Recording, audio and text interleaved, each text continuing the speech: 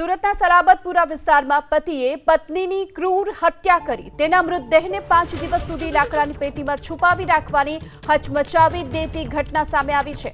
આરોપી વિશાલ સાલ્વીએ 20 એપ્રિલના પોતાની પત્ની શિલ્પાની હત્યા કર્યા બાદ પાપ છુપાવવા માટે લાશને લાકડાની એક પેટીમાં પૂરી દીધી અને દુર્ગંધ બહાર ન આવે તે માટે તેના ઉપર સિમેન્ટનું પડ પણ ચડાવી દીધું।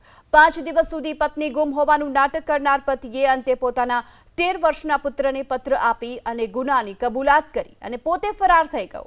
પોલીસ તપાસમાં બહાર આવ્યું છે મૃતક શિલ્પા સ્મીમેર હોસ્પિટલમાં ડાયટિશિયન તરીકે ફરજ બજાવતી હતી અને પતિ તેના ચારિત્ર્ય પર શંકા રાખી અવારનવાર ઝઘડો કરતો હતો। પોલીસે ટેકનિકલ સર્વેલન્સના આધાર પર ફરાર પતિને ઝડપી પાડવાના પ્રયાસો હાથ ધર્યા। કાલે રાત્રે જે આ મિસિંગ દાખલ કરાવનાર વિશાલ સાલ્વી છે એ પોતાના ઘરે એક ચિઠ્ઠી લખી અને ઘરેથી નીકળી જાય છે।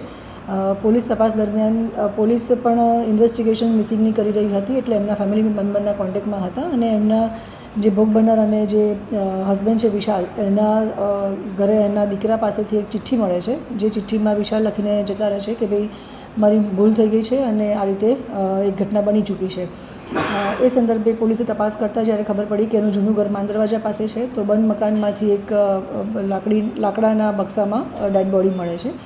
જે એફએસઆર રિપોર્ટ અને પ્રાઇમરી જે ઇન્વેસ્ટિગેશન અમારું પોલીસનું રહ્યું છે એમાં ખ્યાલ આવે છે કે 4 થી 5 દિવસ પહેલાંની કદાચ ડેડ બોડી હોઈ શકે છે।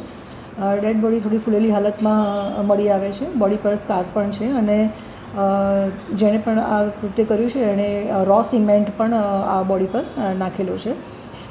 અમે બોડીને મર્ડર દાખલ કરી અને પીએમ માટે મોકલી આપેલ છે। તો જે મેડિકલ રિપોર્ટ્સ અને જે એફએસઆર રિપોર્ટ પીએમ રિપોર્ટ આવશે એના આધારે અમને ખ્યાલ આવશે કે એકચ્યુઅલી આ ઘટના કેવી રીતે બની છે અથવા તો કેવી રીતે મર્ડર કર્યું છે।